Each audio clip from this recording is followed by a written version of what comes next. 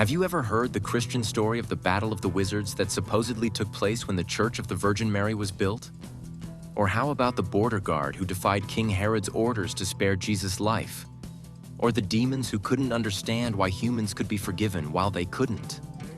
Scholars have recently translated several previously undescribed apocryphal Christian texts, stories that were not included in the canonical Bible, into English. There are currently more than 300 known Christian apocryphal texts. Tony Burke, author of the New Testament Apocrypha, Non-Canonical Writings, wrote that apocryphal texts were an integral part of Christian spiritual life long after the canon was adopted, and calls to avoid and even destroy such literature were not always effective. Ancient Christians often argued over which texts told the truth about Jesus and which did not. Eventually, toward the end of the 4th century, the Church canonized the texts it deemed most accurate and included them in the Bible.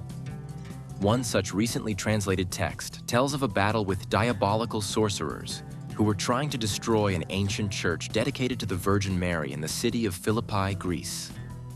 The text is written in Coptic, a language that uses the Greek alphabet, and is probably about 1,500 years old.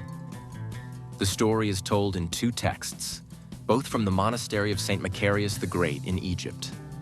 At the time, most of the Mediterranean world had already converted to Christianity, although some still held polytheistic beliefs.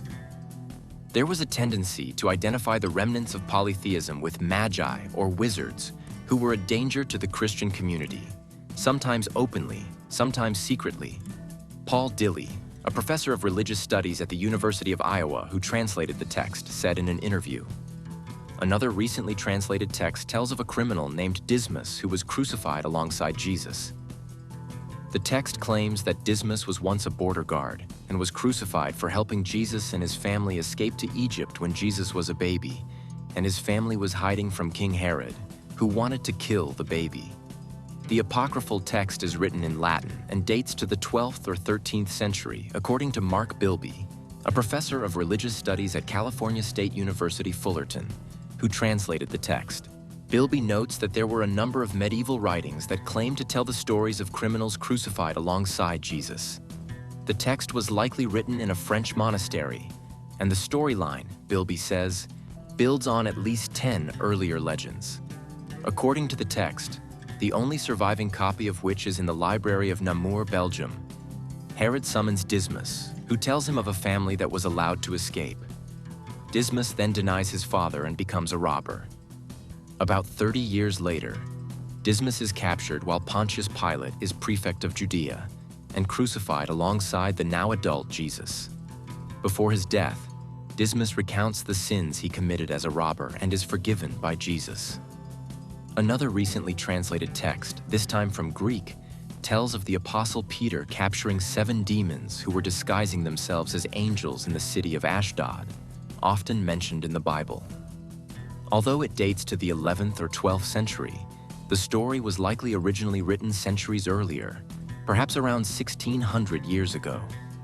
In the text, the Apostle Peter, who is suspicious of the 7 angels, reveals their true identity. 6 demons confess to Peter that they are demons of deceit, adultery, greed, and slander.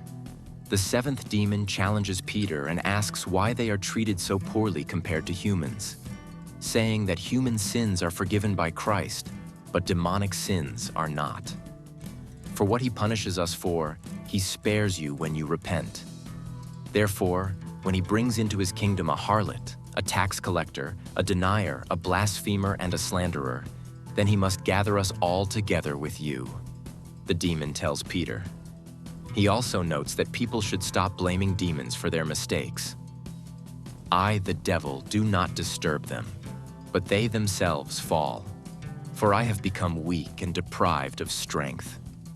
Therefore, I no longer have a place or an arrow, for everywhere people have become Christians. Therefore, let them guard themselves and not throw blame." And the only surviving copy of this text is in the Angelica Library in Rome.